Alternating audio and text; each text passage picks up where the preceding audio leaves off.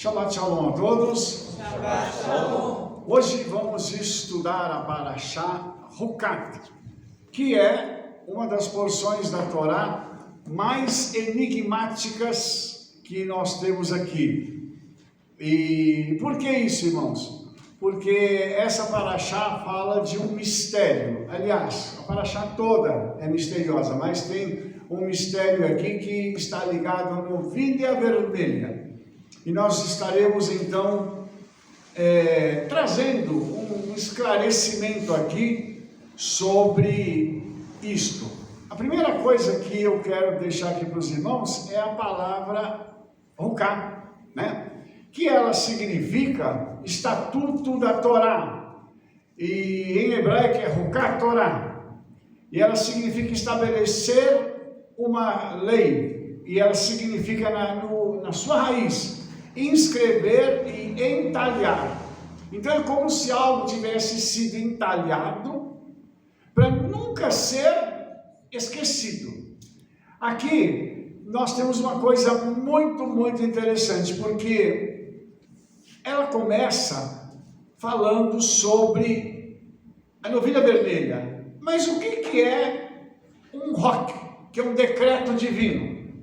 Então agora nós vamos perceber o seguinte: esse tipo de lei da Torá, de estatuto da Torá, ele é um decreto divino e ele tem um propósito, um significado não compreendidos pela inteligência humana. Aí você fala assim, mas se ele não é compreendido, por que o Eterno deu? Porque isso aqui tem que ser obedecido pela fé. E não tem que ser compreendido totalmente. E na realidade, Israel já fez isso lá no livro de Êxodo. Tudo que o Senhor disser, nós faremos e obedeceremos. Então o povo já tinha se proposto a fazer isso. Então o Senhor vai entregar esses hukim aqui, que são esses estatutos, para que o povo possa obedecer. E começa isso falando sobre a novilha vermelha. Salomão, em Kohelet Rabbah, ele diz que a novilha vermelha foi o capítulo da Torá que ele não conseguiu entender. Salomão, o homem mais sábio do mundo.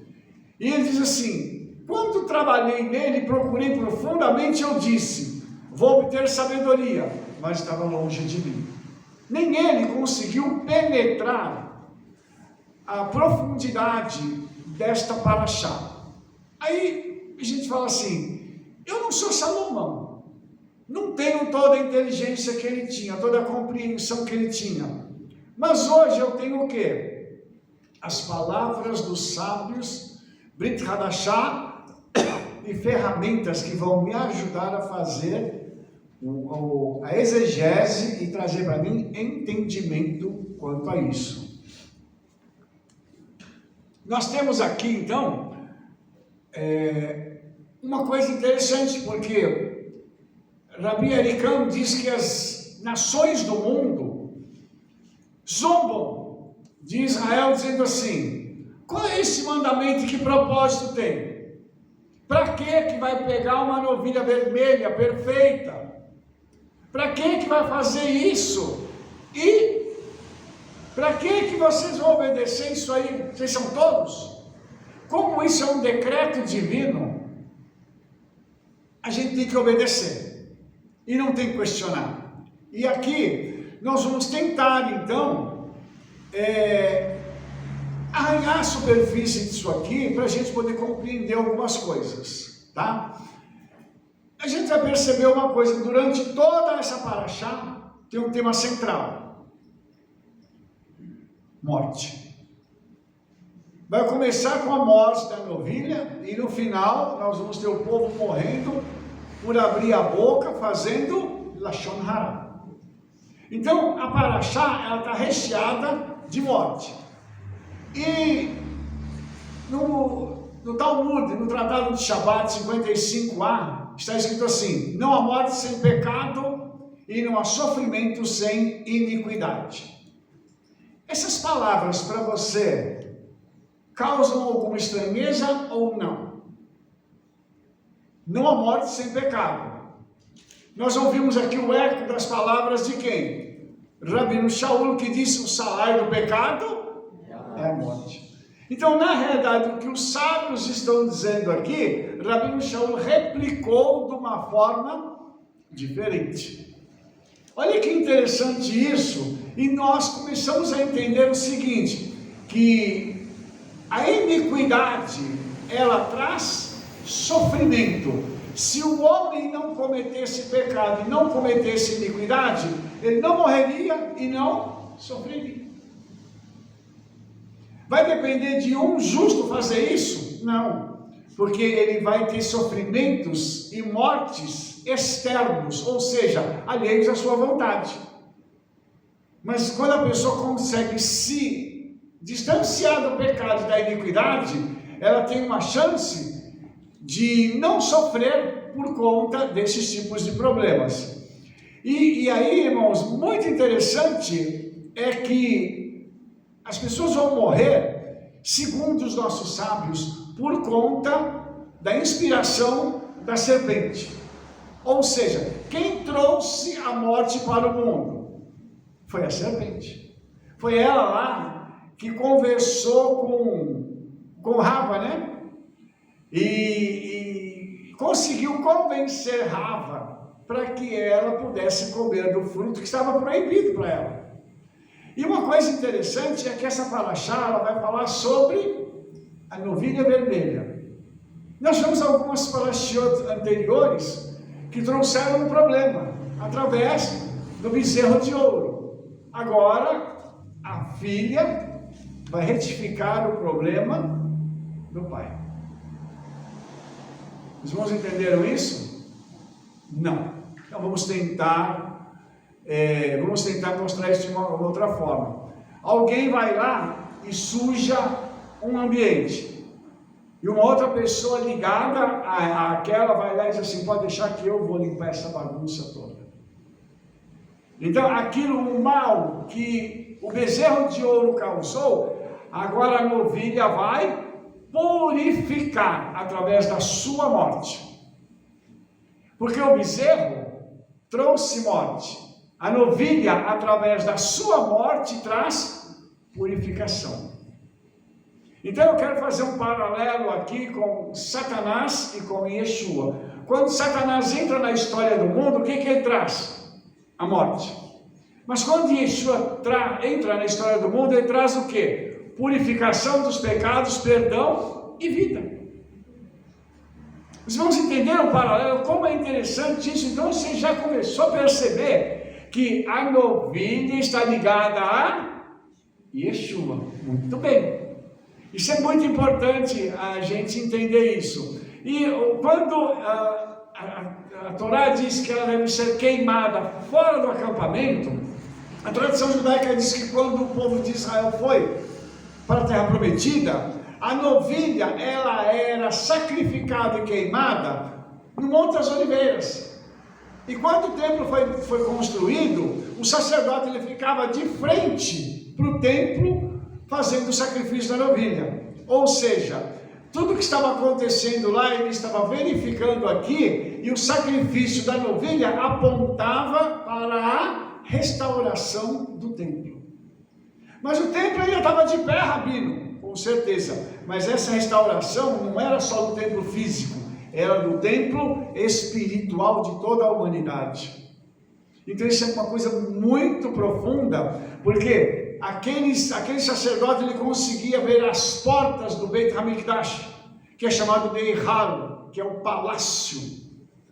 Eu não posso falar sobre isso agora, mas uma hora eu vou falar para vocês sobre os 7 palácios celestiais, que são assim coisas maravilhosas. E a entrada para esse palácio, ela está na casa do Senhor. Quando as pessoas adentram na casa do Senhor, elas podem ser transportadas para esses palácios, mas isso é uma outra história, né? Então, o Midrash, ele fala que o Monte das Oliveiras, ele está conectado a ascensão, a retirada da Shekhinah do mundo. E por quê? Porque o pecado foi se avolumando tão grande na terra que o Espírito Santo, segundo os sábios, ele se retirou. A glória que estava naquele lugar foi retirada. E aí nós entendemos por que o profeta Joel declara que aquela glória voltaria. E ela vai chegar aonde? De frente para o Monte das Oliveiras, que é o local onde estava o templo.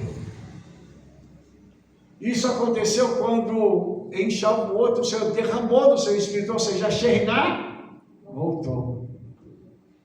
Então, tudo isso está ligado à novilha vermelha. E a gente percebe que quando a gente começa a falar sobre isso, a gente vai entender o seguinte: aquela novilha, ela também se refere ao Cordeiro de Pessah.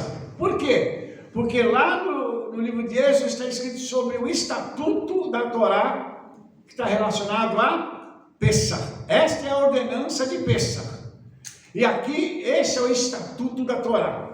Então essas coisas estão ligadas para a gente entender o seguinte: em Pessah, o Cordeiro morre para trazer salvação e redenção. E aqui, em Números 19, a novilha vai morrer para trazer purificação para aquele que já foi redimido.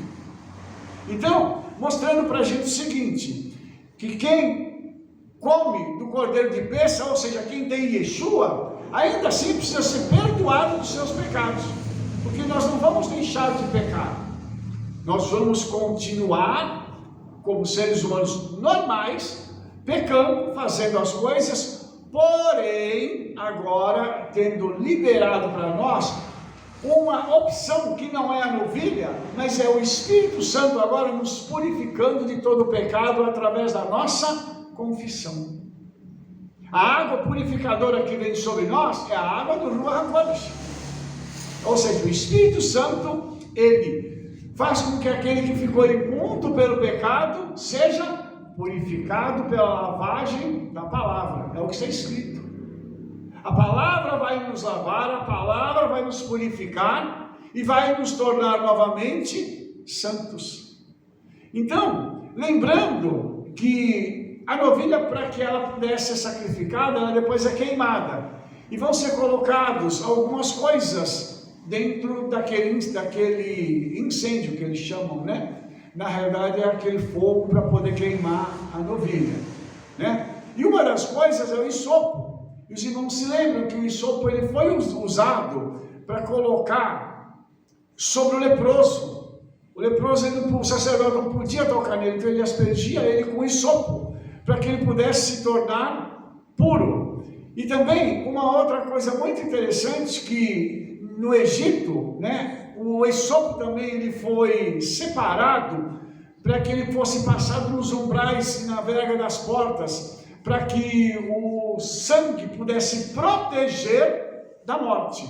Então a gente vai ver uma coisa muito interessante aqui, que até o menor capim, vamos dizer assim, ele ainda é tido como grande aos olhos do Eterno. E os grandes milagres, eles vão começar através de coisas humildes, coisas pequenas. Então, nós temos que fazer a leitura disso e lembrar do seguinte: o Senhor, ele faz com que uma coisa pequena tenha muito valor para nós e se estenda de forma a trazer para a nossa vida um grande significado. Nessa paraxá, irmãos, nós temos também uma outra coisa. A novilha vermelha, ela representava o quê? Ela era uma novilha pura. E ela representava o tzadik, o justo. E olha que interessante, todas as vezes que um justo morre, ele traz redenção ou expiação para a vida de alguém. Então, quando Miriam, nessa paraxá, vai morrer, ela também vai, de certa forma, trazer alguma coisa para Israel. Por quê, irmãos? Olha só que interessante. Quando você pega o nome de Miriam em hebraico e você tira a letra Resh, sobra a palavra Maim, que são águas. Ou seja, as águas, segundo os nossos sábios, elas estavam ligadas a Miriam. Não que Miriam tivesse poder sobre aquelas águas e tudo mais, mas Miriam, ela estava ligada a isso, ela era uma mulher de oração, uma mulher que andava clamando ao Senhor pelo bem da nação de Israel. E a gente vai ver aqui uma coisa interessante, que a mulher, ela tem um poder muito grande quando ela está em oração. E Rabino Abba pergunta assim: por que razão essa paraxá, registra a morte de Miriam muito próximo da novilha vermelha? Por quê? Porque a morte de um justo, assim como a novilha vermelha, quando o sangue dela e a água da purificação eram aspergidos, trazia purificação, o justo também traz purificação. E nós vamos lembrar que a tradição rabínica diz que quando que um justo, aí é o justo, não é um justo, o justo viria para trazer a purificação e a redenção dos pecados de toda a humanidade. Eu quero só abrir um parênteses aqui, irmãos, para mostrar uma coisa para vocês. Parece que a congregação tinha guardado o ressentimento de Miriam. Os irmãos entendem por quê? Porque ela falou contra a esposa de Moshe, a mulher cuxita. E aí parece que a congregação ficou chateada com Miriam. Aí você pergunta assim: por que, Rabino, a congregação ficou chateada? Porque não houve pranto por Miriam, não houve luto. A congregação não guardou luto por Miriam. Olha a importância dessa mulher. Veja o que essa mulher fez na nação de Israel. Veja as coisas que aconteceram através da vida dessa mulher ali no deserto. E mesmo assim, parece que a congregação guardou mágoa em relação a Miriam. Os irmãos estão entendendo isso? Isso é muito forte, irmãos. Uma congregação inteira ficar magoada porque tomou as dores de Moshe. E Miriam, então, ela acabou ficando como que meio isolada. E agora, quando ela morre, ninguém guarda o luto. Pelo contrário, logo depois da morte de Miriam, o pessoal vai se levantar contra Moshe e contra Aharon, mostrando o seguinte, que o povo não respeitou, não foi só Miriam, foi Moshe e Aharon, que eram irmãos de Miriam. Então você vê como a gente precisa ter uma ética muito grande e respeitar o luto do outro, respeitar o momento que a pessoa está vivendo. Eu tenho que respeitar, a pessoa passa por fases. Você está me acompanhando? Fases. Tem fase que tudo está bem, você está rindo, está tudo tranquilo. Vai ter fase que você vai passar por problemas. Nós passamos por isso, não foi, Rebeca? Nós passamos por fase que a gente só chorava. Eu até perguntava, eu falei: Eterno, será que eu ainda tenho lágrima aqui? Ou será que o meu estoque de lágrimas já secou? De tanto que a gente chorava, era um problema atrás do outro. Você passa por essas fases. Hoje, o choro está dando lugar à alegria. Baruch Hashem. Mas nós passamos por essas fases. E eu me lembro que quando a minha mãe morreu, eu tive uns dias que não foram fáceis, né, Rebeca? Porque eu recebia um telefonema dela toda semana. Ela me ligava e me perguntava: filho, como é que você está? Eu falava: eu estou bem, mãe. O que está acontecendo? Não, mãe, está tudo bem. Não está, pode falar para mim, porque eu conheço a sua voz. Olha que terrível, mãe. Meu pai, a mãe, só de ouvir a voz ela conhece. Então, como eu perdi a minha intercessora, aquela pessoa que me ligava para me confortar, para me ajudar, para orar por mim, isso me abalou. Eu passei um bom tempo abalado com isso. Eu tive pessoas que respeitaram o meu momento. Então a gente precisa entender que aqui o povo de Israel não respeitou. Não só Miriam, como Moshe e Aharon. Olha que coisa, eu vou chamar de feia, tá, irmãos? Porque a gente não pode fazer isso com uma pessoa. Não pode, a gente tem que respeitar o momento da pessoa. Muito. Porque senão isso vai gerar um retorno para a vida da gente. E você vai ver que esses que não respeitaram o luto de Moshe e de Aharon vão receber um retorno que não vai ser nada fácil aqui. Tem um pontinho aí de não ter chorado por Miriam. Como ela era mais velha e não mais velha, geralmente ela fica na responsabilidade de cuidar da família de alguma forma. Né? E pelo jeito eram 2 irmãos, né? Só homem. Então a mulher acaba tomando a frente, né, para ajudar. Então a gente tirar uma lição disso aqui. Ela fez tanta coisa, desde que Moshe nasceu, a mulher profetiza, abençoou tanta coisa. Um erro dela, a congregação começou a ficar chateada com ela.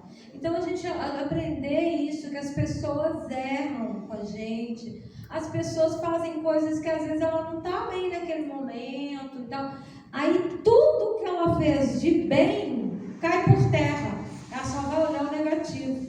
A Miriam falou mal de Moshe, mas e tudo que ela fez, desde a hora que ela viu Moshe lá naquele rio lá e ajudou, e esteve com Moshe, com Aron, né? Tanto que os Salmos vai citar o nome dela também. Então, assim, a gente aprender essa lição, da gente ser mais paciente também com as pessoas. Porque nem sempre as pessoas estão bem, nem sempre elas vão olhar para você com cara boa, vão te cumprimentar do jeito que precisa e tal. Mas, assim, você não pode jogar por terra, igual às vezes você está lendo um livro, o livro está excelente. Ele fala uma frase que você não gosta. Não vou ler mais, não. Esse livro não presta. Ué, mas joga aquela frase fora. Continua lendo. Aí está te edificando? Continue lendo. Joga a frase fora. Então a gente aprender com isso aqui que Israel fez. Verdade. De não lamentar a morte de um justo é muito ruim. Porque é menos uma luz na terra. É verdade. Imagina, quem dera se nosso bairro tivesse só luz, não tivesse ímpio. Para nós ia ser ótimo. Quando alguém do nosso bairro, que é nosso vizinho, que a gente sabe que é um homem justo, morre, a gente sente, o bairro sente, a cidade sente. É verdade. Porque morreu, uma luz se apagou. É verdade. Né? Só fazendo um prolongamento nesse esclarecimento da Rebete, é interessante notar, irmãos, que a própria psicologia fala da natureza humana, ela diz que se dá mais ênfase nos erros de uma pessoa do que nos acertos. Como a Rebete falou, ninguém lembra dos acertos, mas se a pessoa errar, aquele erro ele fica cravado na história da pessoa. É o negativo, é o que dá ibope, é o que vem de hoje notícia, é notícia ruim. Se você chegar e falar assim, poxa vida, eu fiquei sabendo aí que teve uma ótima notícia, aconteceu isso assim, assim no mundo, o pessoal vai falar assim, ah, que legal. Aí se você chegar e falar assim, fiquei sabendo que caiu um avião, morreram um monte de gente, onde é que está que eu quero ver a notícia? Passa o link aqui para mim. Os irmãos entenderam isso? A natureza humana ela está inclinada para essas coisas ruins e não para as coisas boas.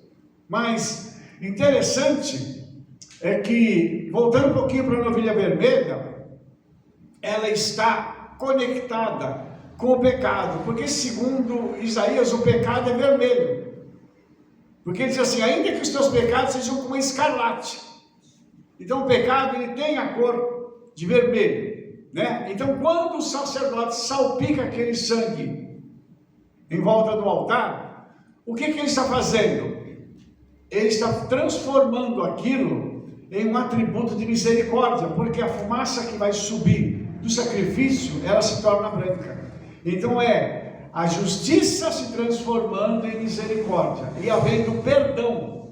Então, quando isso acontece, é quando a gente se arrepende. quando há arrependimento. Uma coisa interessante, irmãos, é que não adiantava pegar a ovelha e aspergir sobre o povo se não houvesse arrependimento.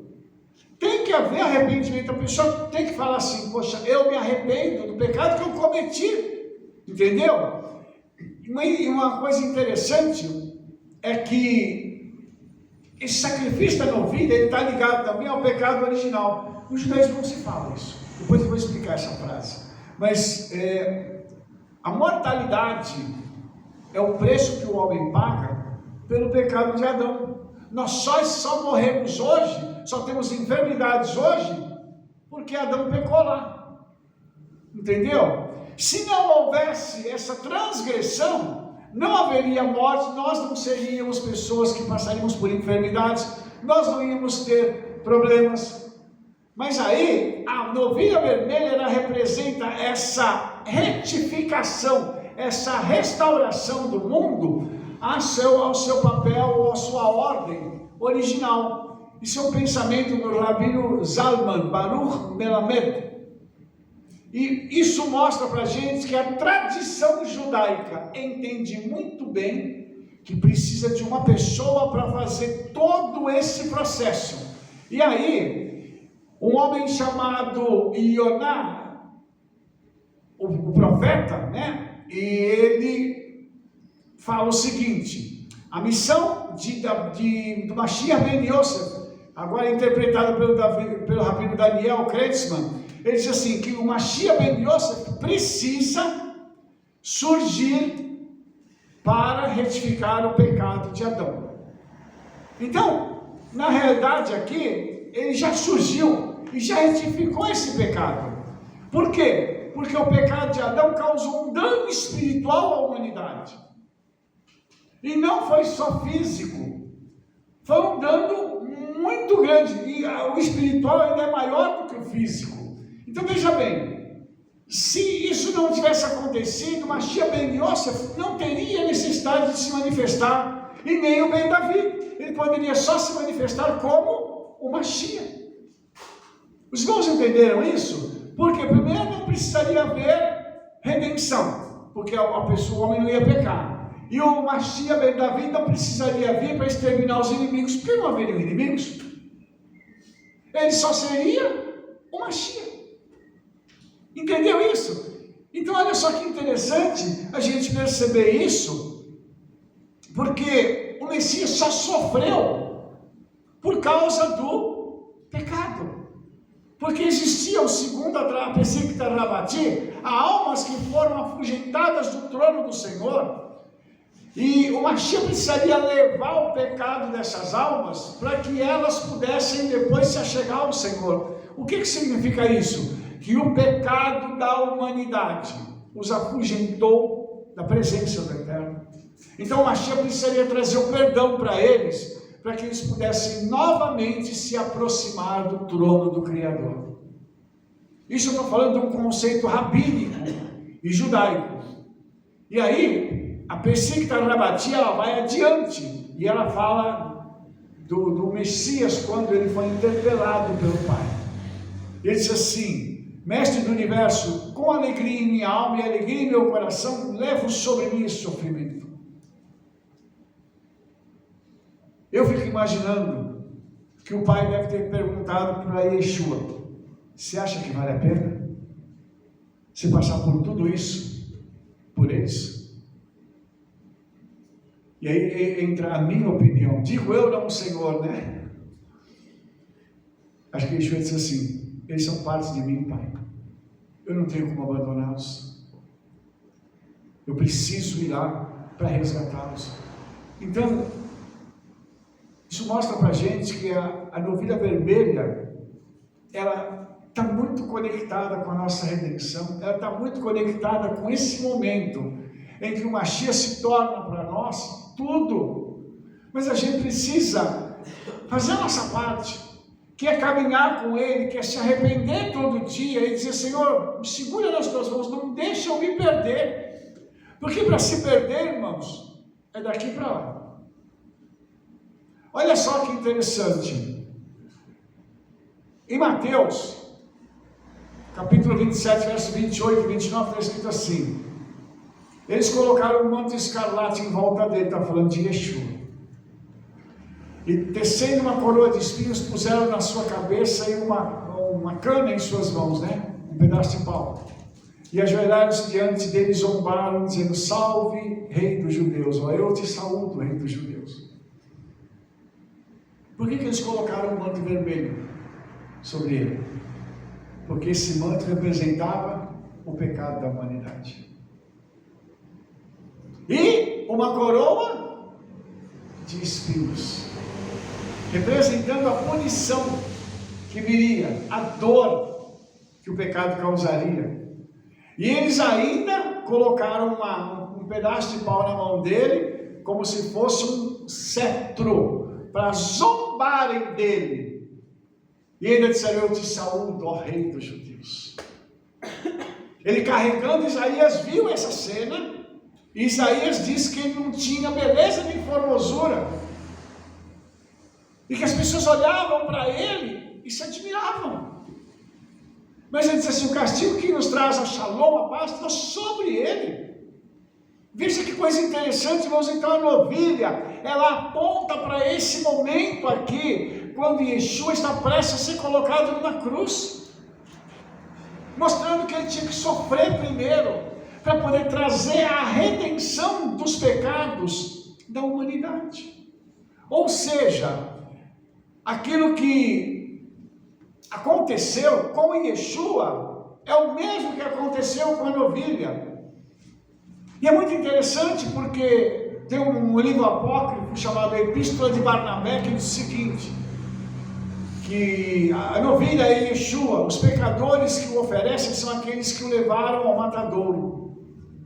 Ou seja, as mesmas pessoas que ofereceram a novilha vermelha para que fosse purificada dos seus pecados, levam Yeshua agora para o matadouro. Vocês entenderam a natureza humana?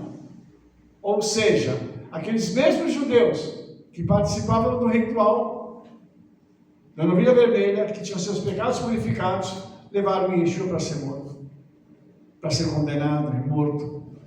Então é muito interessante a gente ver isso, porque depois o Senhor chama mais 12 homens, né, que estavam com ele.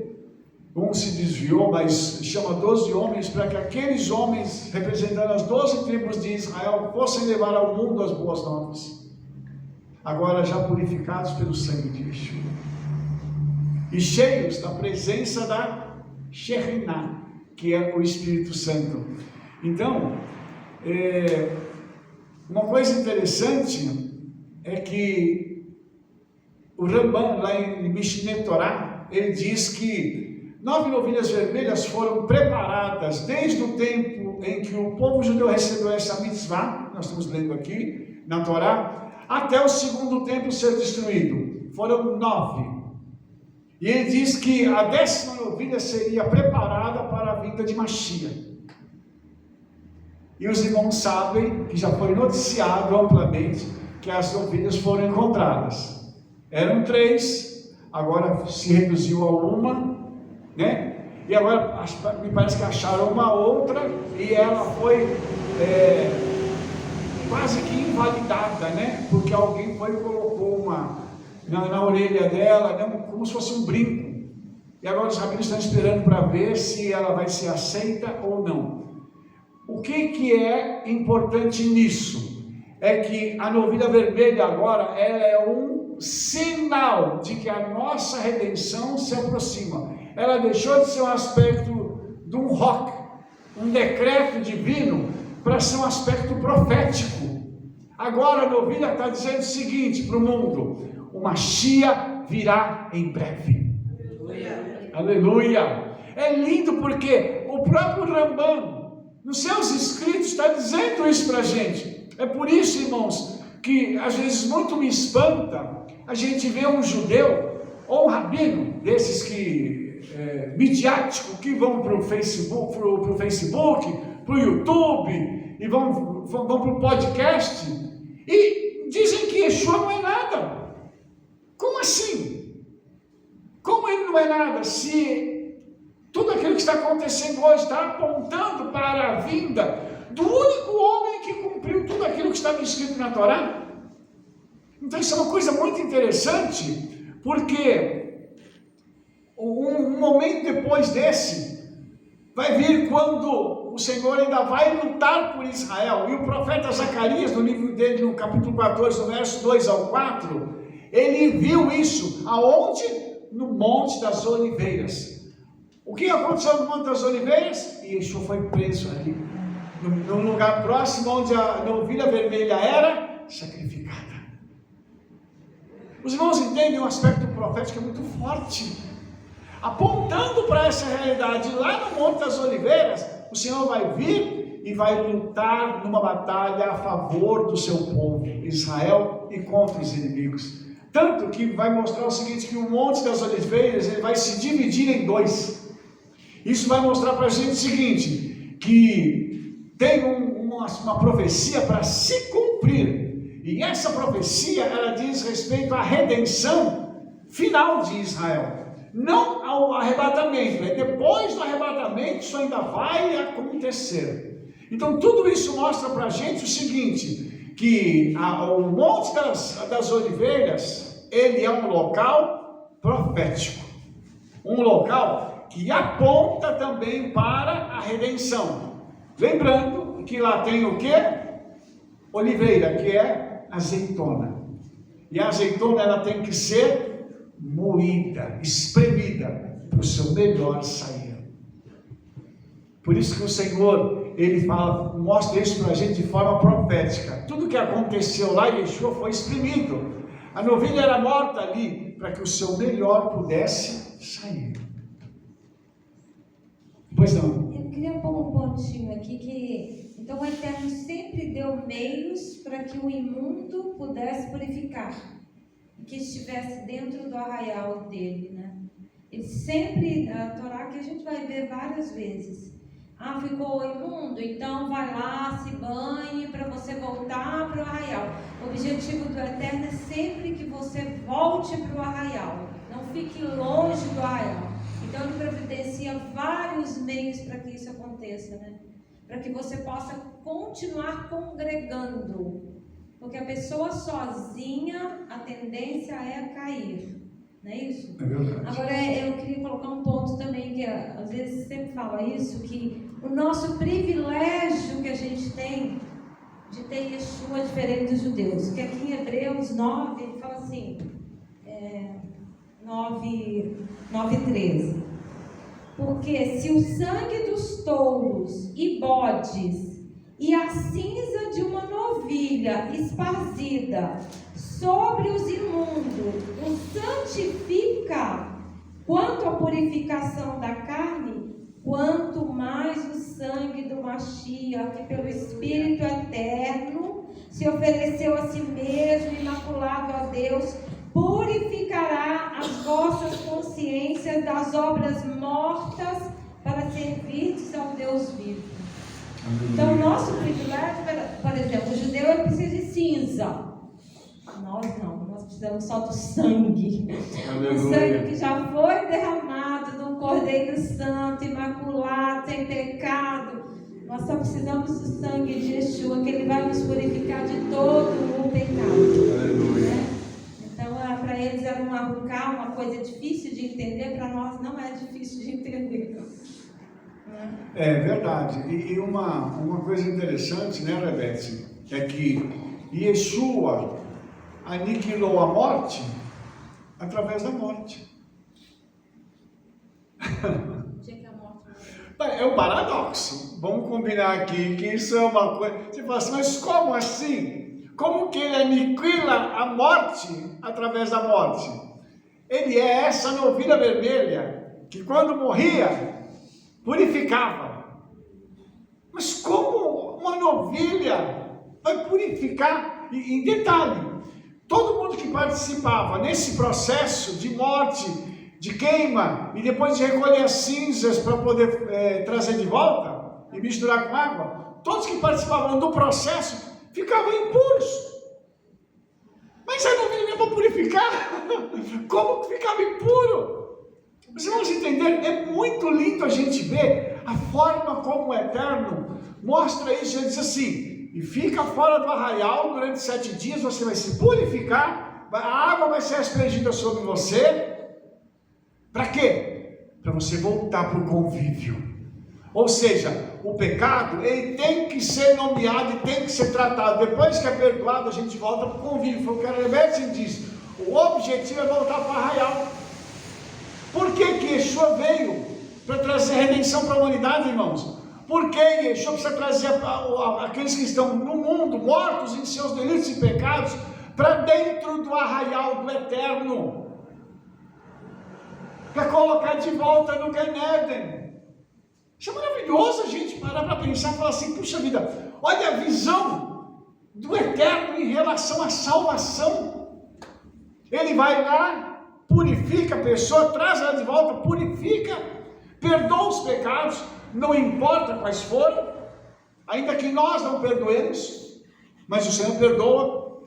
E só eu vou abrir outro parêntese aqui. Nós queremos ser mais justos do que o próprio Criador. Porque nós falamos assim: eu não perdoo fulano pelo que ele me fez. Mas quando essa pessoa vai e fala assim: Yeshua, me perdoa os meus pecados, eu acho que o Espírito Santo deve falar assim: vamos fazer o seguinte então, eu vou perdoar se você perdoar o outro lá. Como é que faz? Os irmãos entendem isso? Então, quando nós nos colocamos diante do Senhor, e a palavra ela serve como nosso parâmetro, nós vamos ver o quanto nós precisamos ser restaurados. As nossas emoções, o nosso emocional precisa ser devolvido nas mãos do Espírito Santo. Nós vamos entregar o nosso emocional e falar assim: Senhor, me guia nisso aqui, porque emoção é assim. A gente vai dormir, você levanta no dia seguinte, você fala assim: hoje eu vou conquistar o mundo. Hoje eu estou aqui igual o leão. Vou. No dia seguinte, eu quero morrer. Não aguento mais o sofrimento dessa vida. Ué? Como é o nome disso? Emoção. Um dia está demais. No outro, quer morrer. Então, qual é, irmãos, o objetivo da morte e da ressurreição de Yeshua? É pegar não só o nosso espiritual, mas o nosso emocional, trazer ele de volta e falar assim: eu vou cuidar das emoções de vocês. Eu tenho o meu espírito em vocês para cuidar disso. Aí vamos lá para o livro de Provérbios, que diz que o justo não teme más notícias. O que desestabiliza a pessoa hoje é uma notícia ruim. Entendeu? A pessoa ela investiu lá, como eu estava vendo um caso, o cara investiu em criptomoeda. A criptomoeda teve uma queda, perdeu um monte de dinheiro, continua rico, mas perdeu um monte de dinheiro. Estava lá desolado, porque perdeu um monte de dinheiro. Dinheiro a gente ganha e dinheiro a gente gasta, e às vezes perde. Mas e a vida? Não é mais importante do que o dinheiro? Os irmãos entenderam? Então nós temos que entender os valores celestiais. São diferentes dos valores mundanos. É isso que o Espírito Santo ele quer pegar a nossa vida e alinhar a nossa vida com Ele. Eu já falei isso para os irmãos aqui. Ouro para nós é super valioso. Uma pérola, nem se fala. Um diamante, imagina. Na Hadashah Yerushalayim, na Nova Jerusalém, nós vamos andar em ruas de ouro. Lá, o ouro serve para pavimentar uma rua. É um asfalto. As portas da cidade são de pérolas. Os diamantes tem lá para jogar fora, porque isso lá na eternidade não vale nada. O nosso conceito é que precisa mudar. Então, quando a gente olha para essa paraxá, a novilha vermelha, a gente entende o seguinte: quando eu mato o meu ego, quando eu mato as minhas convicções, digo assim: Senhor, muda a minha vida. É aí que vem a purificação, e aí vem essa troca de hisopo para cedro do Líbano, da menor para a maior. E aí o Senhor pega, Ele faz isso conosco, sabe por quê, irmãos? Primeiro é para mostrar quem Ele é, e depois para dizer para nós assim: eu posso fazer qualquer coisa com a sua vida, desde que você se submeta a mim. Por isso a obediência é algo tão linda, tão maravilhosa. E passando um pouquinho agora, eu quero falar sobre a serpente sagrada, mas antes de chegar lá, eu quero falar um pouquinho sobre um outro assunto, né? Que é a morte de Aharon. O justo, quando ele morre, a morte do justo, irmãos, é diferente da morte do ímpio. Em porções anteriores da Torá, nós já tocamos esse assunto, mas eu quero falar de uma forma bem sucinta, a não ser que alguém queira alguma informação a mais. Mas um justo, quando ele morre, na realidade ele não morre, ele é recolhido para as mansões celestiais. Nós usamos a linguagem, a pessoa morreu. Não. Se a gente fosse falar hoje, ela subiu de nível. Saiu desse nível básico, humano, material, para o nível espiritual, para estar com os santos, para ter acesso a lugares onde nós nunca fomos, pelo menos por enquanto. O ímpio não, o ímpio quando ele morre de verdade, ele morre duas vezes. Ele morre fisicamente e vai para algum lugar no inferno. Então tudo isso mostra para a gente a diferença. O ímpio morre sentindo dor, sofrimento. O Midrash diz que quando Moshe subiu com Elazar e Aharon, eles chegaram a um determinado lugar, aí Moshe falou assim: irmão, vou tirar suas vestes. Ele foi tirando as vestes do Cohen Agadol, do sumo sacerdote. Ele precisava tirar as vestes para que elas não ficassem impuras. Ele foi tirando as vestes. Então o Midrash diz que enquanto ele tirava aquelas vestes, viu um anjo e dava uma outra veste celestial para Aharon. Eu não sei se você está me compreendendo. Imagina a honra que esse homem recebeu de subir para a eternidade como o primeiro Cohen Agadol de Israel, com as vestes celestiais do Cohen Agadol. É de arrepiar, irmão. Eu estou falando aqui ficando arrepiado de pensar num negócio desse. Outra coisa, irmãos, Aharon deitou e o Midrash diz que ele fechou seus olhos e ele sentiu alguém beijando ele, o rosto dele. E quando ele foi beijado no rosto, o Eterno tomou a vida dele e levou para a eternidade. A morte do justo, sem sofrimento, sem dor, não teve ataque cardíaco, não teve nada. Inclusive eu falo uma coisa com a Rebete, que o Senhor ele não precisa de um motivo para que a gente parta. Não precisa de um ataque cardíaco, falência de órgãos, não precisa de nada disso. Ele pode simplesmente chegar e tirar nossa vida. É que para a medicina tem que ter uma causa mortis, mas para o Senhor não precisa. Então o justo, a morte dele é muito tranquila, e é muito lindo a gente ver que o justo ele tem um caminho diferente. E quando o justo morre, irmãos, ficam anjos ao redor para poder levar aquela pessoa. A minha bisavó, ela quando estava para morrer, tinha um pastor lá no quarto dela, e eu não sei se os irmãos já ouviram falar, ele chamava-se missionário Manuel de Melo, foi o fundador do Brasil para Cristo. Ele estava no quarto da minha bisavó, e aí quando a minha avó estava já partindo, ele disse assim, a minha avó estava, a minha mãe e minha tia, e segundo o relato que me passaram, quando ele olhou para ela, ele falou assim: irmãs, não se preocupem, está cheio de anjos aqui, tem um que já estendeu a mão para poder levá-la. Imagina que coisa linda é essa, o justo morrendo. Você entende a diferença? Então por que essa paraxá é importante? Porque ela dá para a gente um padrão da morte do justo, diferente do outro. Depois nós vamos fazer a paraxá Balaque. Vamos falar sobre um feiticeiro. Ai, a morte dele vai ser horrível, diferente da morte de Aharon. Você imagina então que coisa linda é a gente poder entender que nós temos hoje a oportunidade de morrer assim, como um justo, fechar os olhos e morrer. O meu tio era evangelista da igreja presbiteriana, depois se tornou pastor, e a minha tia conta que ele foi ler a Bíblia. Ela foi dormir, ele falou, vou ficar aqui lendo a Bíblia. Ele pegou a Bíblia dele, estava lendo, e quando ela de madrugada acordou e foi chamar, ele estava sentado na poltrona com a cabeça assim.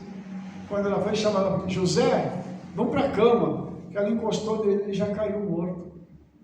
Morreu como? Lendo a palavra do Senhor. Os irmãos entendem? É muito lindo a gente ver o padrão, existe um padrão celestial, que a gente precisa compreender e falar assim, Senhor, eu gostaria de morrer assim. Percebe?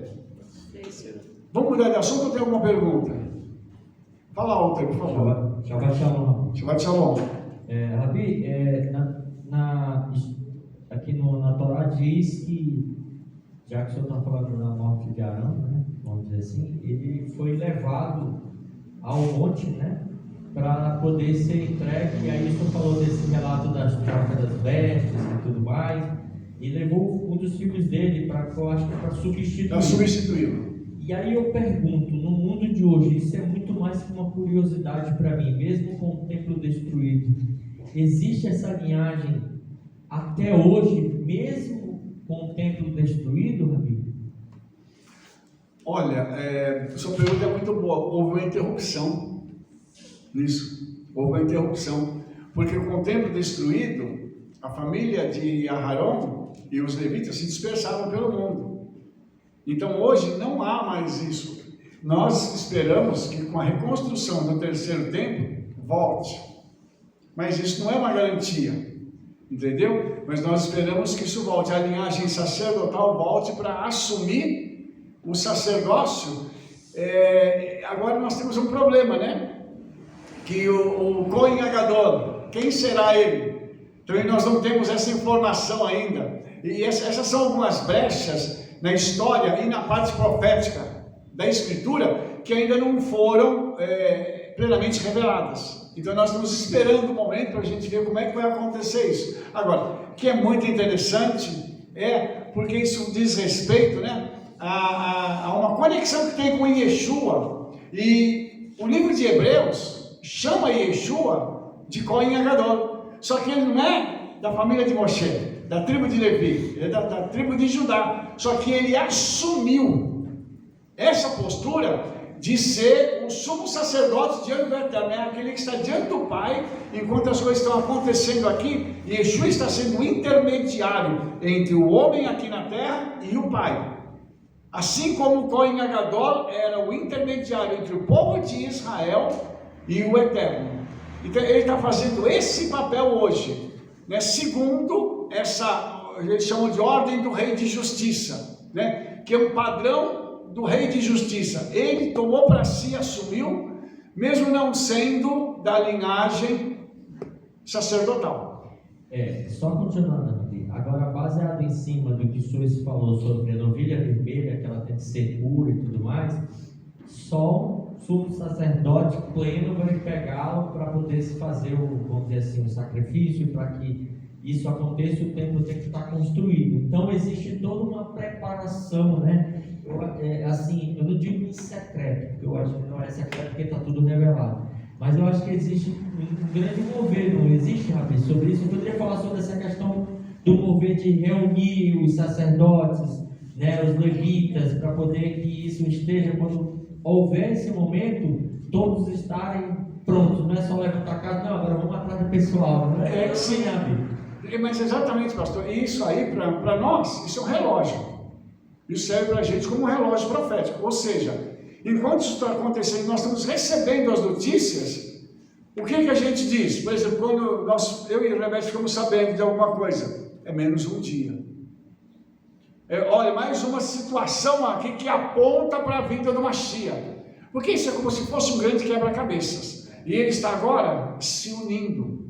As peças que estavam faltando estão chegando ao seu fim, para se formar toda uma paisagem, que é o quebra-cabeça. Ou seja, enquanto isso acontecer, vai culminar com a inauguração do terceiro templo. Os irmãos viram aí que o Irã lançou mísseis e alguns caíram em Jerusalém.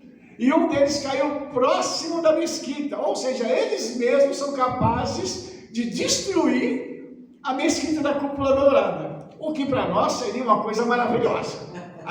Não conta para ninguém não, mas isso é minha opinião, tá? Seria algo maravilhoso, porque Israel ia fazer o quê? Ia pegar, ia varrer o lixo, ia falar, bom, não fui eu que destruí, não foram vocês, dá licença agora que nós vamos reconstruir o terceiro templo, porque inclusive ele está desmontado em Israel, em Jerusalém. Está tudo pronto para ele ser reconstruído. Então, por isso que eu falei que a novilha vermelha, esse evento da novilha ter sido encontrada e já está sendo preparada, é um evento profético. Porque no relógio os segundos estão passando para isso acontecer. Eu só pegando o gancho do pastor, na verdade está tudo pronto, né? Eles não vão treinar, vai reconstruir o templo, só vai treinar levita, já está tudo. Já estão todos treinados. Fazendo sacrifício para mostrar como é que faz e tal. E provavelmente também o sumo sacerdote pode ser o anti-Mashiach, né? Esse homem que ele vai ter que sentar no templo. Né? E ele pode ser o próprio sumo sacerdote e o anticristo, né? Sim. Que vai ter que sentar com Deus, Sim. parecer com Deus e tal, e fazer esses sacrifícios que os judeus estão esperando, né? Porque os judeus, como eles não creem em Yeshua, Yeshua não fez nada que está escrito na Torá, ele reuniu Israel, ele trouxe paz e tal. Como esse homem vai fazer tudo isso, eles vão falar, esse é o Mashiach, esse aqui pode sentar no templo, pode servir, pode fazer o que quiser. E outra, já tem também essa abertura dele poder também ser o sumo sacerdote, né? Não ser só da tribo de Judá, ele sendo o Mashiach, ele pode oficiar. Né? Ele não precisa ser da tribo de Levi, de Cohen, para poder oficiar, porque ele é o Mashiach, ele é o máximo da categoria, né? E só um detalhe, irmãos, quando a Rebeca fala aqui, o pessoal diz assim, mas Yeshua não cumpriu, não reuniu Israel, não trouxe paz e tal. Lógico, ele veio primeiro como Ben Yosef, como sofredor, na parte 2 é que ele vai fazer tudo isso, mas isso é uma conveniência hoje do judaísmo. Para os judeus convém fazer isso.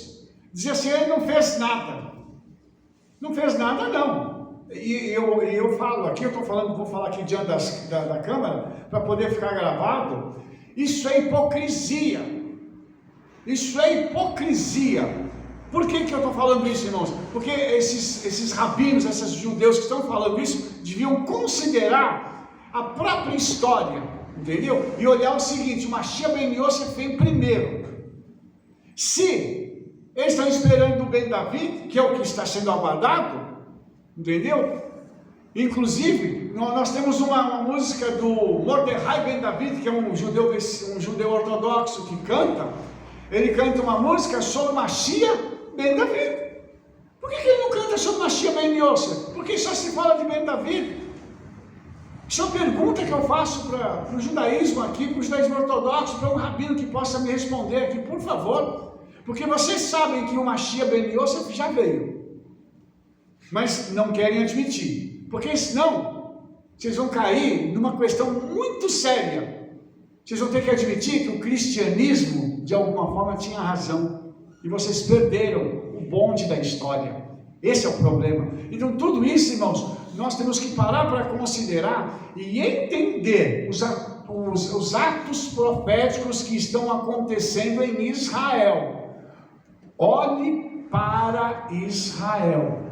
Preste atenção no que está acontecendo lá. Yeshua está prestes a vir nos buscar. Daqui a pouco nós vamos ouvir o toque do shofar. prepara as malas, que o arrebatamento está chegando. Aleluia. Aleluia. Irmãos, vamos falar um pouquinho sobre, qual que é a pergunta? Eu gostaria de fazer uma pergunta. Tá. Dá para ouvir? Tá. Pode falar. Fala, Olga. É o seguinte, a respeito da morte. Né? Teve um dia que eu dormi e o meu pai já é falecido já faz 2 anos. Né? Ele sempre foi kardecista, né? Ele viveu a vida inteira nesse lado. Né? Mas ele sempre fez, vamos dizer, caridade. Né? Agora, faz 2 semanas que eu estava dormindo e eu recebi um abraço dele, depois ele me pediu ajuda. Eu falei, está muito tripulado aqui em cima, eu não estou sabendo me conduzir. Eu não sei nem direito aonde eu estou. Aí eu fiquei no dia seguinte orando, pedindo para... Né? Deixa eu dizer uma coisa para a senhora, o morto não volta. Não, o morto não volta. Não era seu pai, era uma outra entidade, provavelmente um demônio que voltou para trazer confusão. O morto não volta. Está escrito isso no livro de Hebreus. Tá? Ao homem está ordenado viver uma só vez, morrer uma só vez, e depois disso o juízo. Então, o morto não volta. Tá certo? Não era seu pai, com certeza. Tá certo? Vamos voltar agora para o assunto aqui. E vamos falar agora sobre a serpente sagrada. O que é a serpente sagrada? Tá? Lembra que quando no final da Paraxá, o povo vai falar mal de Moshe, e o que vai acontecer? O Senhor vai mandar serpentes ardentes no meio deles. Antes de falar da serpente, eu quero falar da Lashon Hará. Rapidamente aqui, irmãos. Veja bem. Mais uma vez, nós temos uma ocorrência aqui de líder sendo criticado. E falou de uma forma assim: porque você não fez nada para a gente, você não trouxe a gente para a terra. Mais uma vez, com palavras mentirosas acerca de Moshe. E o Senhor já traz julgamento sobre eles. E é rápido o julgamento, tá? Quando o Moshe, então, vê que o povo está morrendo porque foram enviadas serpentes para picar o povo, aí Moshe vai falar com o Eterno, e o Eterno fala para ele assim: façam a serpente de bronze, e você vai colocar ela sobre uma haste, e todos os que olharem para a serpente serão curados, não vão morrer. Tá? Então, quando a gente fala sobre isso, aí a gente começa a ver algumas coisas interessantes. Primeiro, a serpente, ela era a criatura mais astuta que existia na criação, né? Como eu disse para vocês, lá no princípio dessa paraxá, ela entrou numa conversa com Eva, e ela acabou fazendo com que Eva pecasse. Isso está ligado também ao quê? A Amaleque, que ataca o povo no ponto fraco. E Amaleque ataca quem? Segundo o Midrash, mulher, criança e enfermo. Por que a mulher tem primeiro lugar aqui? Porque a serpente atacou primeiro a mulher. Outra coisa interessante, tá? Que tem aqui, é que a palavra cobre, né? Aqui, bronze, né? Que é uma liga, né? Do cobre. Ela é Nahash. A mesma palavra de serpente. Os irmãos entenderam? Então, na realidade, aquela serpente de cobre, aquele ser que foi feito, tá?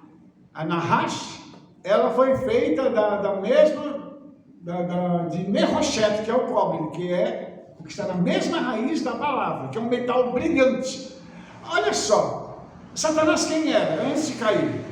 Era um ser brilhante, afogueado, bonito, né? Ele era o que? Fascinante. E quando a gente pega hoje, algumas serpentes, você olha para a pele da cobra, ela é toda vistosa, brilhante, mostrando isso numa conexão muito forte com Satanás. Então, o fascínio que aquele ser exerceu sobre Eva foi muito bem sucedido. E agora, o Senhor está arrumando um contraveneno para a morte da serpente.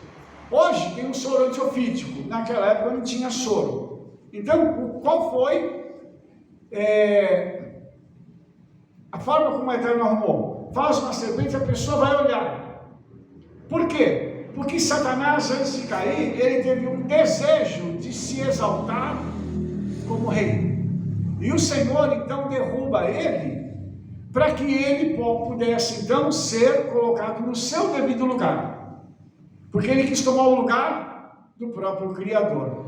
E aí, irmãos, a gente vai perceber uma coisa muito interessante. Para que a pessoa pudesse ser curada, ela tinha que olhar para a serpente, ela tinha que fazer techuvá, se arrepender de ter falado mal de Moshe, e olhar e crer que ela seria curada. Porque teve gente que mesmo com a serpente erguida, morreu. Por que alguns viveram e outros morreram? Qual é a explicação? A explicação está justamente nessa questão da emuná. A pessoa olhava e não cria. Ah, mas é só uma serpente. A serpente hoje, enrolada no mastro, é símbolo do quê? Da medicina, que está ligada à cura. Aí eu vou fazer uma pergunta para os irmãos: a medicina cura?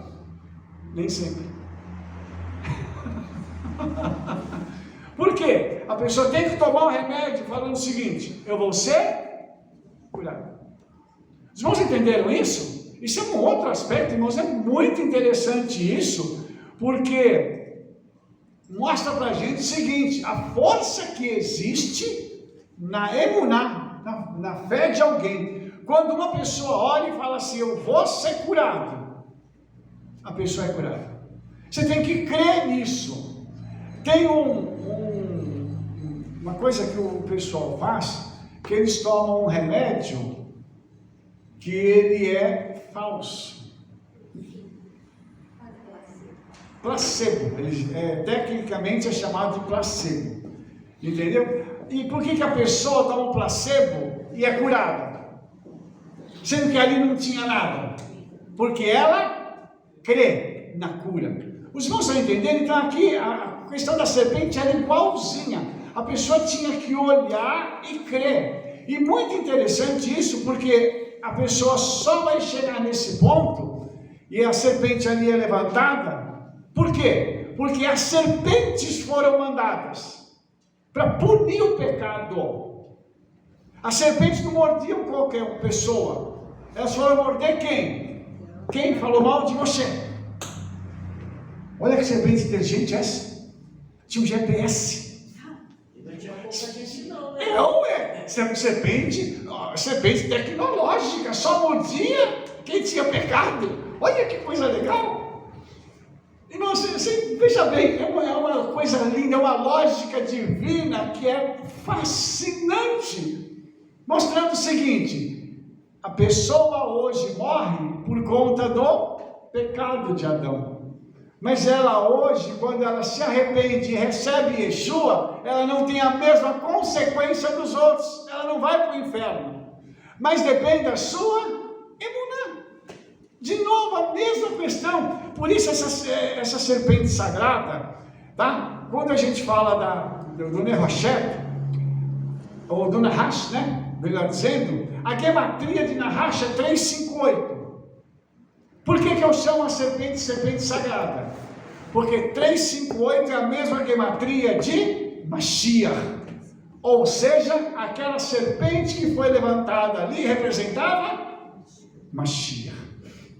Yeshua diz que ele seria levantado, assim como a serpente havia sido levantada no deserto. Quem faz essa conexão de forma clara e direta é o próprio Yeshua. Olha que lindo isso, irmãos. que maravilhoso a gente ver que o próprio Yeshua se colocou como se ele fosse a solução para todo o problema. Olhou para ele, creu, vai ser salvo. Mas do pacote da salvação vem outras coisas junto. Vem. Pois não. Vamos falar. Então o erguimento da serpente de cobre é representando justamente a crucificação, para haver essa conexão nos dias atuais em relação ao que aconteceu no passado. Exatamente. É impressionante, né? Tudo está ligado, as pessoas está tudo escrito e as pessoas ainda não enxergam. Mas isso, pastor, isso é uma coisa muito interessante que o senhor acabou de falar. Está tudo escrito e as pessoas não enxergam. Porque hoje, pastor, as pessoas não estão preocupadas com salvação. Elas estão preocupadas com coisas materiais. O mundo ele foi invadido pelo materialismo. Hoje a pessoa pega um celular e ela não precisa nem sair de casa para fazer compra. Entendeu? A pessoa hoje, ela pegou o celular, ela vai e faz a compra dela por aplicativo, ou seja, tudo está ao alcance dessa pessoa. Você entendeu? Então ficou muito fácil tudo isso. Então a pessoa está preocupada hoje em cuidar da sua vida material. Só que o material, ele não vai encher a vida da pessoa. A pessoa ainda vai sentir o vazio que está ligado à sua salvação, às suas necessidades espirituais. Então, irmãos, o homem ele nasceu para ser um ser ligado à eternidade. Quando o homem não se religa à eternidade, ele pode fazer o que ele quiser, ele pode ser a pessoa mais rica do mundo. Se ele não tiver salvação, a vida dele acabou. Ele vai colocar a cabeça no travesseiro e vai falar assim: eu sinto um vazio dentro de mim. Existem milhões de testemunhos que foram dados de pessoas que se converteram a Yeshua durante todas as eras e que disseram a mesma coisa: eu senti um vazio dentro de mim. Mas quem é que pode pegar e preencher esse vazio? Eu não estou aqui evangelizando você. Eu estou mostrando para você uma realidade. Sem Yeshua não adianta. As pessoas lá fora, eles estão lutando por nada. Por isso que eu digo para os irmãos, o dinheiro é importante? Ele é importante de certa forma, mas de certa forma não vai comprar nada para a gente. Aquilo que é mais essencial na nossa vida, não vai comprar. Entendeu? Por isso que Yeshua é tão importante, sabe? E olha só, Moshe, quando ele está conversando com o Eterno, segundo o Midrash Rabbah, ele falou assim: Eterno, tem 36 transgressões puníveis por morte na Torá. Qual delas eu transgredi? Por que você está decretando agora a morte sobre mim? Aí o Eterno disse assim: você vai morrer por causa do pecado do primeiro homem. Chegou o teu momento de morrer. Isso quem diz, irmãos, é o Midrash Rabbah. Por isso, irmãos, quando chega a hora da pessoa morrer, não tem jeito. Aí, aquelas pessoas que morreram e não se arrependeram, morreram também porque não quiseram se curvar diante de uma realidade. Quanta gente nós temos por aí, irmãos, que ouve a palavra e não quer saber do Senhor, quer ficar em casa, quer fazer diferente. Para ela não tem problema não, eu estou acomodado. É um negócio que chama-se zona de conforto. Veja só, irmãos, Rabino Shaul, lá em 1 Coríntios capítulo 15, diz assim: porque a morte passou, ela veio por um homem, também a ressurreição dos mortos veio através de um homem. Pois assim como em Adão todos morrem, em Yeshua, nem no Mashiach, todos são vivificados. Então, o que Yeshua fez é explicar isso, é trazer isso para o homem e explicar. Por isso que ele está ligado a essa serpente sagrada, porque ele, com a sua morte e ressurreição, ele pegou o veneno do pecado e acabou com esse veneno. Os irmãos estão me acompanhando? Estão entendendo isso? Veja bem, olha que lindo isso. Quando no judaísmo se fala sobre o conselho da serpente, o que o judaísmo está se referindo? Ao conceito de pecado original do cristianismo, que foi aquilo que o homem fez em Adão. Ele ouviu o conselho da serpente e pecou. Porque pecado original fica parecendo uma coisa meio estranha, né? Mas na realidade, quem cometeu o pecado original não foi Adão, foi Satanás. Ele que foi o primeiro a pecar, não Adão. Os irmãos entenderam isso? Então, o pecado original é um conceito que não está conectado com Adão. O judaísmo mostra isso.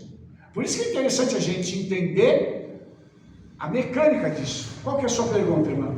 O pecado realmente foi a maçã? Foi o fruto? Não, foi o fruto, mas não era uma maçã. Não se sabe até hoje qual foi. Mas aquele fruto, ele tinha sido proibido. Não come desse aqui. É uma coisa interessante. Tudo o homem podia fazer. Tinha um não. Aí ele falou assim, tá bom. Aí a mulher chega, ó, você pode comer de tudo. Esse mundo é todo seu. Isso aqui, mulher, isso aqui não pode. A mulher falou, tá bom. Aí chega a serpente, né? Dá uma voltinha lá, vai bater um papo com ela e fala assim, que isso que não pode, mulher? Vai lá, né? Inclusive o Midrash conta uma história interessante que Rava, né? Eva, ela estava do lado ali da árvore do conhecimento do bem e do mal, e a serpente deu um jogo de corpo nela, e ela encostou na árvore. Por isso que ela fala que não podia tocar. Entendeu? Sabe, tá vendo? Você não morreu. Pode comer que não tem problema. Aí o que ela faz? Ela ouve o conselho da serpente e come. Entende? Olha que interessante, não é revelado que fruto é esse, mas ela come. E quando ela come, o que ela fez? Ela trouxe para dentro de si o mesmo pecado de rebelião de Satanás. E como ela e o homem eram uma só carne, isso passou para ele. E aí ele não teve jeito. Quando ela falou que comeu, e ela deu para ele foi e ouviu o conselho da mulher e pecou, trazendo todos esses problemas para a humanidade. Eu posso falar um pontinho, voltar um pouquinho sobre Lashon Hará? Na realidade, o que atraiu a serpente foi a Lashon Hará. Sim. Então quer dizer que quando quando alguém faz Lashon Hará, ela atrai a serpente sobre ela. É isso? É isso. Porque aqui está muito explícito. Pela Torá, sim. Pela Torá é assim, quando eu começo a falar mal, porque ele está falando mal contra o Eterno, contra Moshe e contra o sustento que o Eterno está dando. Ele está falando mal do maná. Então ele está falando que esse pão, e a nossa alma tem fastio. Essa palavra em hebraico é kutz, que é espinho. Eu tenho repugnância, eu tenho aversão, eu tenho nojo, eu detesto este pão tão vil, que nem hebraico é desprezível, sem valor. Então, quando eu começo a falar A pessoa do Eterno, do líder, do sustento que o Eterno está me dando, ou eu não louvo ao Senhor por aquilo que Ele está me dando, estou comendo só arroz, eu estou xingando porque só tem arroz no prato, mas eu estou tendo ali para comer. Quer dizer, eu começo a fazer essa Lashon Hará, aí vem a serpente, porque aqui ele vai ter que tirar a serpente. E aí, o que é o espinho? O espinho ele pica, por isso que é Kutz aqui. Como ele falou do pão, a serpente veio e fez o quê? Picou. Por isso que houve morte. Então está tudo associado. Se você viu aqui esse pedacinho aqui, está tudo associado. A Lashon Hará começa pela boca. Foi o caso de Rava, ela caiu, porque pela boca, né, ela comeu. Começa a Lashon Hará, só que ela atrai demônios. E esses demônios começam a trazer o quê? Morte. Por isso que eles vão morrer aqui. E o que é a serpente de bronze? O que é o bronze? Ele reflete quem nós somos. Se você olhar os espelhos, lá vai ser a bacia de bronze, vai ser feita com os espelhos das mulheres. Então, o que esse bronze vai fazer? Eu olho para ele, eu vou ver que eu sou pecadora. Então, eu preciso do eterno. Por isso que eu preciso me arrepender. Porque se eu olhar para lá, eu vou ver o reflexo de mim. Então, eu tenho que me arrepender. Eu fiz lashon hará. Eu preciso me arrepender, pedir perdão. Porque todo esse pecado da serpente aqui só tem um lashon hará. Não tem mais nada. Não é isso? E que vai causar morte em muita gente. E o Eterno deu início para que eles não morressem, né? Ou seja, olha para cima, se arrependa, peça perdão, porque tem uma serpente já pronta para salvar vocês, né? Que o Eterno fez tudo isso por nós. E é muito interessante o que você está falando, porque a picada da serpente, ela causa dor. Né? Ela causa dor. O veneno, ele vai causando dor na pessoa. Então, o pecado, ele faz a mesma coisa. E o incrível nisso para mim é que a Torá mostra para a gente que tudo isso está sendo causado por causa de uma língua, por causa de uma palavra que foi dita. E agora eles estão colhendo uma morte, estão morrendo um monte de gente por causa de uma palavra que foi dita contra o líder. Olha que horror isso, que coisa pesada é essa. Então, a serpente que nesse caso aqui, está causando a morte, é a mesma serpente que causou a morte em Adão, e que trouxe para a humanidade todo esse peso que nós temos hoje. Se as coisas tivessem sido diferentes, hoje a nossa vida não seria a mesma. Nós provavelmente não estaríamos aqui. Nós estaríamos junto com Yeshua já reinando sobre nós. Já imaginou que maravilha seria? Que glória seria? E por isso, irmãos, a restituição, a restauração ao Gan Eden, ela é necessária. Para quê? Para que a humanidade possa desfrutar, não toda a humanidade, óbvio, né, irmãos? Quando eu falo da humanidade aqui, eu estou falando de gente que se arrependeu e hoje tem Yeshua. Essas pessoas vão desfrutar desse tipo de coisa, mas os outros não. Os outros vão desfrutar da morte, que é a causa do que a serpente fez, né? A lashon hará gerou morte, e a morte, quando ela não é retificada através de Yeshua, ela gera uma punição eterna, e isso não tem como fugir. Por isso, só tem um caminho, e só tem uma chance.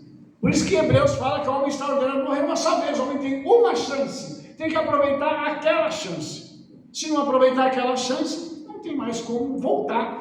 Não dá como pegar e falar assim, eu vou sair do inferno, vou ter uma segunda chance. Não existe isso. Ou alguém falar do céu assim, eu vou descer aqui, vou descer lá para poder conversar com meus irmãos lá. Na parábola do rico e Lázaro, o rico fala isso, manda avisar os meus irmãos, manda avisar a minha família lá, para eles não virem para cá.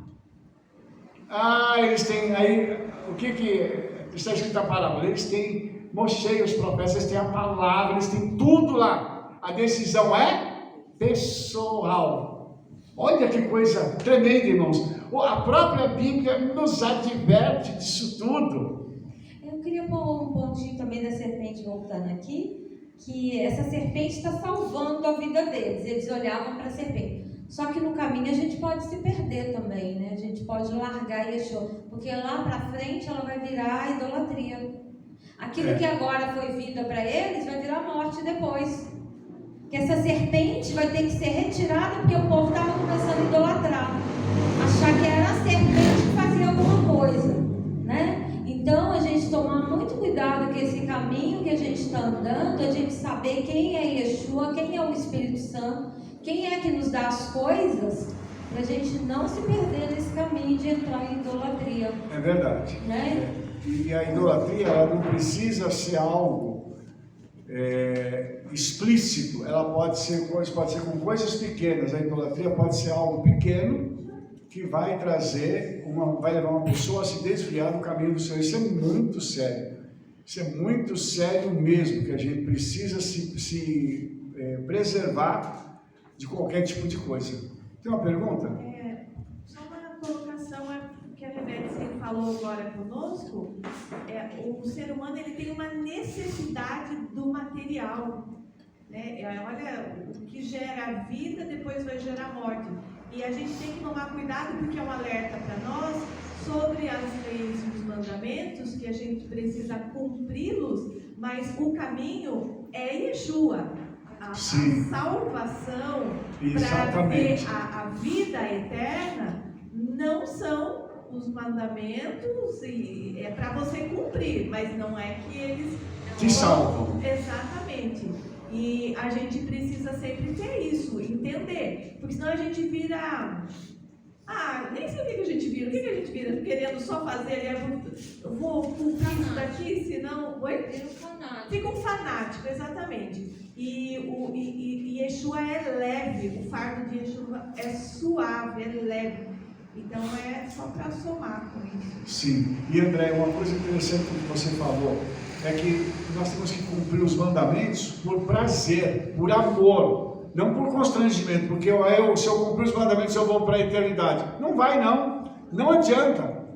Não adianta, a pessoa precisa ter Yeshua, está muito claro isso. Então, quando a pessoa tem Yeshua, ela vai poder desfrutar da obediência através dos mandamentos, e vai cumprir com prazer, com alegria, vai fazer as coisas com leveza, ela não vai se preocupar, porque uma das coisas que são faladas, que são ditas, é que, vocês voltaram para o jugo da Torá. Mas a Torá não é um jugo, ela é um prazer, ela traz diretrizes para que eu não morra, porque eu já tenho Yeshua. Agora eu tenho que entender o seguinte: com Yeshua, o que eu posso fazer para melhorar o meu padrão de vida aqui na terra? Porque a Torá, elas são padrões celestiais. Isso significa uma coisa séria, que o Criador olhou para o homem e falou assim: eu vou dar para vocês uma cartilha, onde tem padrões do céu, para vocês seguirem a vida na terra, para que quando vocês voltarem para cá, vocês já estejam instruídos. É simples assim. Os irmãos entendem? Então não há o que falar, irmãos. Quando as pessoas falam isso, você está na lei, eu digo assim: graças a Yeshua, eu sou obediente, porque quem está fora da lei é desobediente, é criminoso. Vocês lembram quando a gente assistia aqueles filmes de faroeste? Ó, que tem muito tempo. Aleluia! E nós não somos velhos, não. Nós não somos velhos, não. Nós temos experiência. Naqueles filmes de faroeste, eles diziam assim: vamos atrás de quem? Dos fora da lei. Os irmãos entenderam? O próprio cinema mostrou para a gente o seguinte: quem não segue lei é bandido. Parece piada, né? Mas não é, irmãos, é uma coisa séria. Quem não quer seguir Torá, por que não quer seguir? Porque é bandido. Rabino, essa palavra é muito pesada. Não é não. Nós temos que entender que Yeshua deixou para a gente a Bíblia para a gente seguir, e não é só Brit Hadashah, o Novo Testamento, é para seguir tudo. Entendeu? É para a gente poder obedecer tudo, para a gente ter uma qualidade de vida de excelência, para a gente poder ter santidade ao comer, a orar, a fazer tudo, ao nos relacionarmos com as pessoas. E só a Torá consegue dar essa qualidade de vida, porque a Brit Hadashah, ela vai vir não com os enfeites, digamos assim, com os adornos daquilo que é principal na nossa vida, que são os mandamentos para a gente poder seguir e depois falar assim: eu sou uma pessoa completa em Yeshua e obedeço a Torá, porque Ele fez isso por nós. Se Ele obedeceu a Torá, por que eu não tenho que obedecer? Eu sou maior do que o meu mestre? Tem alguém de vocês aqui que é maior do que Yeshua? Eu não sou. Se Ele me deu exemplo, eu tenho que seguir. Os irmãos entendem? Então, eu fico espantado de ouvir pessoas dizendo assim: Ele fez tudo por mim, eu não preciso fazer. Ué, verdade. Quer dizer que agora nós podemos fazer o que nós quisermos. Está liberado. Não é isso que está escrito, né, irmãos? Então, é por isso que quando se fala alguma coisa, tem que se ver que se criaram chavões para convencer uma pessoa a não obedecer. Porque quem não quer obedecer é porque tem algum interesse na desobediência. E eu falo isso com todo amor para os líderes cristãos. Parece que há um problema, uma fortaleza mental que precisa ser rompida, para que eles possam então olhar e falar assim, realmente nós precisamos obedecer. E não é só Brit Hadashah. Lembrando que no mínimo 40% de tudo que está na Brit Hadashah, se não mais, está na Torá. Fora os profetas, fora os salmos, fora os escritos. Então tem muita coisa na Brit Hadashah que está na Torá. Aí ele fala assim, não preciso obedecer, mas uma parte do que está aqui está lá, por que eu não posso obedecer? É uma pergunta que a gente faz. Isso é bom te pegando um ganchinho da ideia aqui. E nós temos que terminar também. Só para terminar. Na realidade, o que a gente não pode pensar é o seguinte: nossa, se eu não rezar de manhã, o Senhor vai me matar. Se eu não fizer tal coisa da Torá, o Senhor vai me matar. É isso que a gente não pode, porque aí a gente começa a fazer obras. E aí a gente pensa o seguinte: se eu não fizer isso, o Senhor não me ama. Independente, o Senhor te ama. Independente, porque você está salvo por Yeshua, não é porque o que você faz é bonzinho, e tal. Não, Yeshua te salvou, e aquilo que você pode obedecer, claro que você também não vai descumprir as coisas. Eu vou fazer porque eu tenho interesse em tal coisa, então não vou fazer tal coisa. Shabat, vamos dizer. Eu preciso de dinheiro, então eu não vou cumprir Shabat. Não é isso que está falando. Mas o Senhor não vai te matar se você não cumprir o Shabat. É isso que a gente tem que pôr na mente, porque a gente começa a andar no judaísmo e as obras vão ficando muito grandes e você vai ficando com medo. Eu não fiz isso hoje, será que eu... Não, o Senhor não vai te matar por causa disso, calma, né? Então a gente saber a diferença entre obras, justiça, fé, né, emuná, a gente saber diferenciar essas coisas é muito importante, que são uma linha muito tênue, porque a gente pode começar a se perder neste caminho, e aí a gente passa a não olhar mais um Deus de amor, porque aí a gente fala assim, nossa, esse Deus ele vai me matar a qualquer momento, e não o Senhor nos ama, e Yeshua nos ama, e Ele quer a gente perto dele. Outro detalhe, que a Torá, ela refina o nosso caráter. Sim. É isso que a gente tem que pensar.